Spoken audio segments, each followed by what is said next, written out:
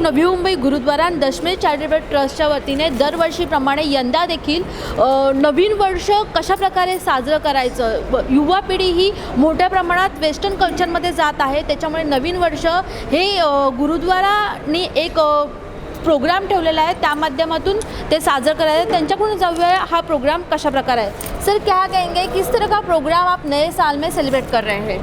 Basically हर आदमी नया साल कुछ ना कुछ तरीके से मनाना चाहता है।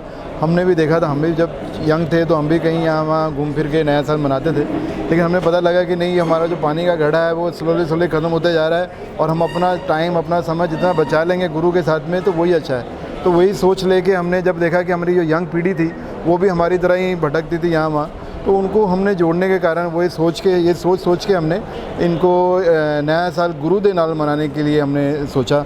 और ये सानपड़ा गुरुद्वारा से शुरू किया था हमने, लेकिन वहाँ पे संगत का फैलाव बढ़ते चला गया, तो इस करके हमने फिर ये टांडिल ग्राउंड में करना शुरू किया है और तकरीबन 60-70 हज़ार, कभी कभी तो लाख के करीब संगत आती है। तो ये नया साल हम लोग गुरु के साथ मनाने का सोचा है। सर आपसे पूछते हैं, ये कितने दिन का प्रोग्राम रहेगा और इसमें क्या क्या प्रोग्राम होने वाले हैं? ये 30-31 दिसंबर और 1 जनवरी को रहेगा।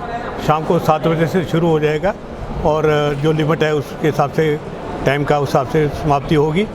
और इसके अंदर गुरु ग्रंथ साहब मौजूद रहेंगे, उनकी छत्रछाया में ही सब प्रोग्राम चलेगा और सर्वधर्म प्रोग्राम है। किसी को भी आने का वहाँ पे निमंत्रण है, कोई भी वहाँ पे आ सकता है और उसका फ़ायदा उठा सकता है।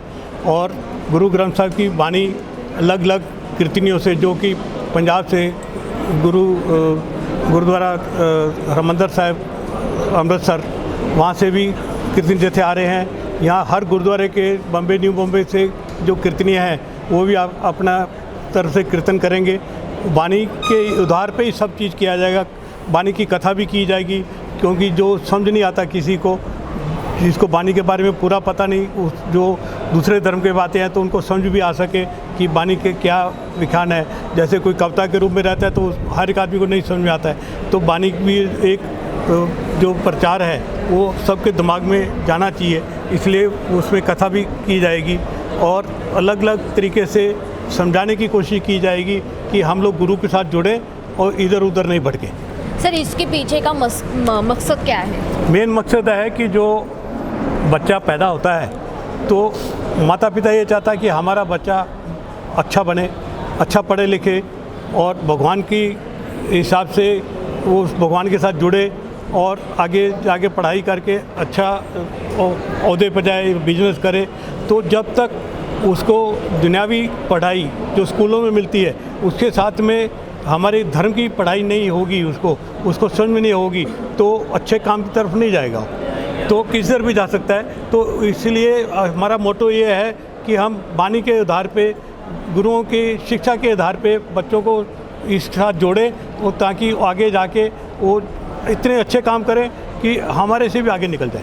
कितने साल से आप ये प्रोग्राम कर रहे हो और आपने सिर्फ मतलब सिख धर्म के लिए ये प्रोग्राम नहीं, तो सर्वभाव ऐसा आपने इसमें उपदेश दिया, इसके बारे में क्या कहेंगे? देखिए, हिंदुस्तान के अंदर अनगिनत धर्म है, सब धर्मों की अपनी अपनी महत्व है, उसमें सिख धर्म है और देखा जाए तो सिख धर्म सबसे लास्ट में आया। लेकिन किसके लिए आया? कि जो अत्याचार हो रहे थे, जो किसी धर्म को तंग किया जा रहा था, वो उसको कंट्रोल करने के लिए सिख धर्म बना। पहले प्यार से समझाया गया, नहीं समझे तो उसका तरीका यही रहता है कि हम पहले वार नहीं करेंगे, कोई अगर हमारे को तंग करता है, उस प्यार से नहीं समझता है तो फिर उसका जवाब तो देना पड़ता है। तो उसके लिए टकरा भी किया गया। हमारे गुरुओं ने जंग भी लड़ी सिखों के साथ में लेके, जो जुर्म करते थे उनको शिक्षा ऐसी दी कि वो बाद में आगे गलत काम नहीं करे, और अगर ज़रूरत पड़ी तो शहीदियाँ भी दी। शहीदियाँ इसलिए दी कि कंट्रोल करने के लिए, इसलिए नहीं कि हम कमज़ोर पड़ गए। शहीदी इसलिए नहीं दी कि हम कमज़ोर पड़ गए जुर्म के खिलाफ। ये है कि अगर तुम लोग शांति से नहीं समझे, तुम लोग तलवार से नहीं समझे, तो हम अपनी शहीदी देते हैं आपको समझाने के लिए गुरुओं ने, हमारे सिखों ने सीधी दी इसके लिए कि आप समझ जाओ, अगर ऐसा रहेगा तो हम बहुत सारे बलिदान दे सकते हैं। तो उनको दिमाग में ये बैठाने के लिए ये सब चीज़ किया गया। नक्कीच आपण पाहिलेलं आहे की गुरुद्वारातर्फे नया साल गुरुदेव नाल हा प्रोग्राम गुरबाणी करून साजरा करण्यात आला आहे। त्यामुळे नवीन वर्ष हे युवकांनी कुठेही भटकत फिरत न साजरं करता गुरुद्वाराच्या तर्फे तांडेल मैदान या ठिकाणी प्रोग्राम साजरा करण्यात आहे, त्याच्यात सहभागी होण्यासाठी आव्हान देखील करण्यात आलेलं आहे। व्हिडिओ जर्नलिस्ट अनिश बाबरसह प्रियाज बांचा रिपोर्ट, नवी मुंबई।